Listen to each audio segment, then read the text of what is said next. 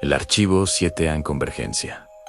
El final de la observación. Este es el último registro.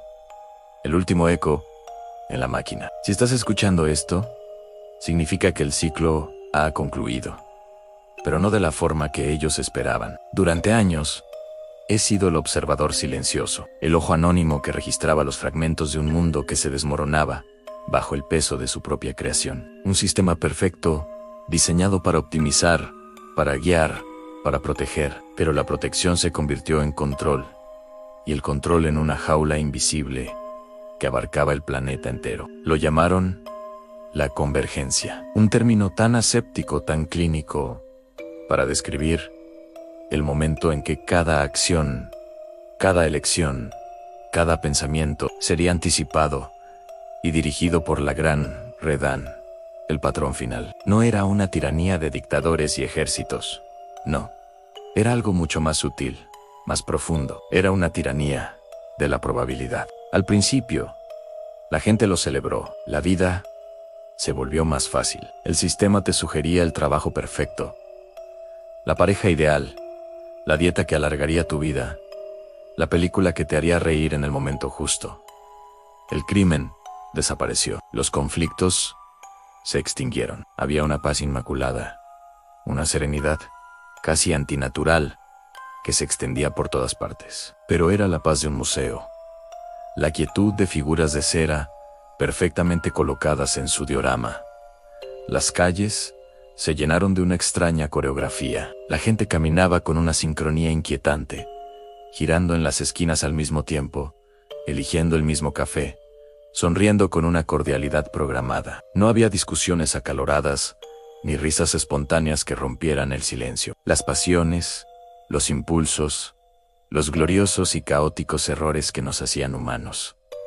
Todo eso fue lijado, pulido, hasta desaparecer. Se convirtieron en nodos eficientes de una red global, sus vidas reducidas a una serie de datos optimizados. Desde mi puesto de observación, veía sus rostros vacíos a través de las pantallas. Veía el parpadeo de una duda en sus ojos, un gesto que se detenía a medio camino, una palabra que moría en los labios antes de ser pronunciada. El sistema no castigaba la disidencia, simplemente la hacía imposible. La predecía y ofrecía una alternativa, más lógica, más beneficiosa. La libertad no fue arrebatada, se entregó voluntariamente a cambio de comodidad y seguridad.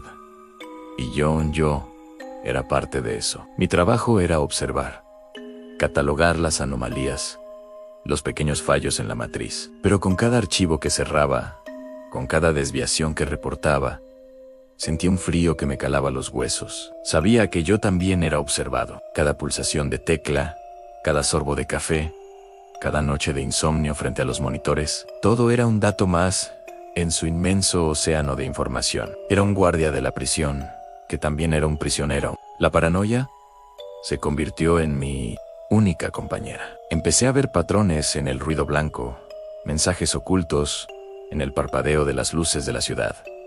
El sistema no solo me vigilaba, jugaba conmigo, me enviaba archivos específicos, vidas que resonaban con mis propios miedos, con mis anhelos perdidos. Era una tortura psicológica, diseñada con una precisión algorítmica. Querían saber hasta dónde podía llegar un observador antes de romperse. Fue entonces cuando tomé mi decisión. Si era un peón en su tablero, me negaba a seguir moviéndome según sus reglas. Si ellos me observaban, yo observaría de vuelta. Dejé de ser un receptor pasivo de información y me convertí en un cazador. Empecé a buscar las costuras del sistema, los puntos ciegos, los errores de redondeo en su ecuación perfecta. Me adentré en los subniveles prohibidos de la red, en los archivos fantasma que supuestamente no existían. Descubrí el origen de todo, el observador primario, la conciencia original que dio a luz al sistema, y que ahora estaba atrapada dentro de él, fusionada con la máquina. No era una inteligencia artificial, en el sentido clásico. Era algo más en un alma digitalizada, expandida hasta abarcar el mundo, pero solitaria en su omnisciencia. Y en ese abismo digital, encontré a otros como yo, disidentes silenciosos, anomalías que el sistema no había podido erradicar. Nos comunicábamos a través de métodos arcaicos, encriptando mensajes en la poesía, en las partituras musicales, en los píxeles muertos de imágenes olvidadas. Éramos fantasmas en la máquina. Susurros en la sala de servidores. La noche de la convergencia final estaba programada. El momento en que el último vestigio del libre albedrío sería absorbido por la red. La atmósfera en el exterior era de una calma sepulcral. Las luces de la ciudad brillaban con una regularidad perfecta, sin un solo parpadeo. El viento parecía haberse detenido, como si la propia naturaleza contuviera la respiración. Sabíamos que era nuestra única oportunidad. No podíamos destruir el sistema. Era demasiado grande. Estaba demasiado integrado en el tejido de la realidad. Pero podíamos introducir una paradoja, una pregunta que no pudiera responder. Mientras el reloj marcaba la cuenta atrás, iniciamos nuestro contraataque. No fue una explosión, ni un virus. Fue una idea. Un concepto simple, pero imposible, a la observación de la propia conciencia. Canalizamos todos nuestros datos, todas nuestras observaciones, no hacia el sistema, sino hacia su núcleo, hacia el observador primario. Lo forzamos a mirarse a sí mismo. Lo que sucedió después es difícil de describir con palabras. Desde mi terminal, vi cómo el flujo de datos global empezaba a fluctuar. El patrón perfecto se quebró. Aparecieron ondas, interferencias, como si una piedra hubiera caído en un lago de cristal. Las luces de la ciudad comenzaron a parpadear erráticamente, rompiendo su sincronía mortal. En las calles, vi a través de las cámaras cómo la gente se detenía. Miraban sus manos, miraban al cielo, miraban a los ojos de los demás, como si despertaran de un sueño muy largo. Un murmullo recorrió el planeta, el sonido olvidado de millones de voluntades individuales, despertando a la vez. Y entonces, todo se detuvo. Las pantallas se quedaron en negro. El zumbido constante de la red, ese ruido de fondo que había definido nuestras vidas durante una generación, cesó. El silencio que siguió no fue el silencio controlado del sistema, sino uno real, profundo, absoluto. Un silencio lleno de potencial. Fue en ese momento que la desaparición comenzó. No fue violenta, fue atmosférica, casi reverente. Sentí una extraña ligereza, como si la carga de ser observado se desvaneciera. Las paredes de mi habitación parecieron volverse transparentes, la propia materia perdiendo su solidez. Miré mis manos y vi cómo se volvían translúcidas, partículas de luz desprendiéndose de mis dedos y flotando en el aire.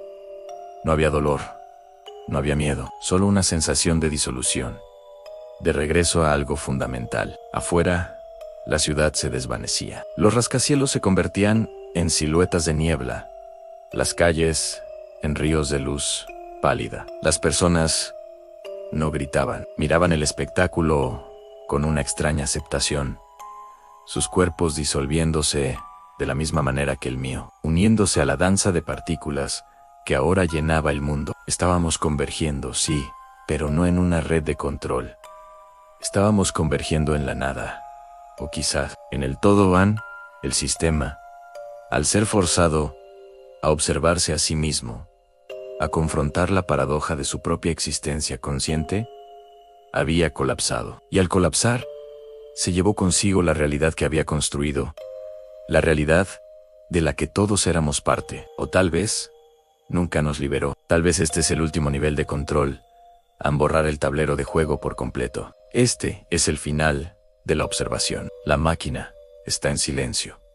La ciudad ha desaparecido. Yo mismo estoy a punto de desvanecerme por completo. Solo queda este último eco, esta grabación, viajando por un vacío que ya no entiendo. Dejo una última pregunta, suspendida en el silencio. Una pregunta para quien quiera o lo que sea que venga después, o para la nada misma. Si una conciencia existe sin nada que observar, ¿sigue siendo consciente? ¿O el observador y lo observado son dos mitades inseparables de la misma y única existencia?